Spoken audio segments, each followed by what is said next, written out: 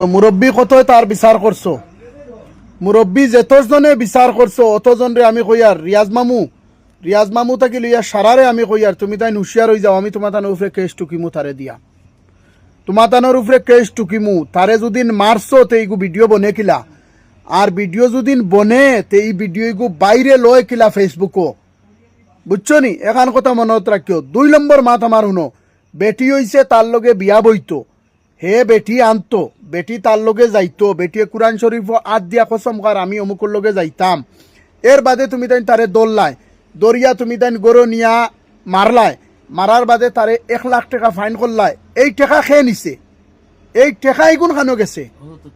1 নম্বর কথা, এগুন তোর আমার পুরা তথ্য লাগবে, আর নাইলে এগুন থানা ইনকারি করবো, করিয়া বা করবো।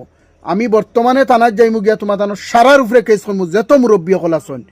যদিন তারে মারছো মারিয়া তার আইজ ভিডিও বাইরে লয় কি, হ্যাঁ ভিডিও বাইরে লয় কি, আর তার কাছ থেকে টেকা লইছো, কোন হিসাবে টেকা লইছো? হে কি তা কোনো হুরুতারে জুলুম করছে, না কোনো মেয়ে বাচ্চা বয়সী ফুড়ি বাগাইয়া নিছে?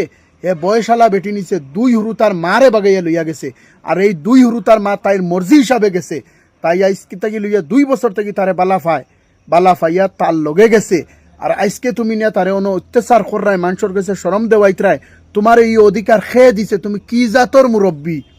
হ্যাঁ, তোমার খেগে মুরব্বী না করছে, তুমি এখন আমারে জবাব দিতে লাগবো। আমি লড়িমু, আমি লইয়া যাইমু থানাত, তোমার উপরে আমি কেস করমু। তোমার এই অধিকার খেয়ে দিছে, তারে মারতায়, মারছো বালা করছো, তারে কিতা লাগি তার ভিডিওইগু ভাইরাল করাইতায়, কিতা লাগি তুমি ভিডিও ভাইরাল করাইতায়? তুমি অত বড় নবাব খেয়ে হইছো।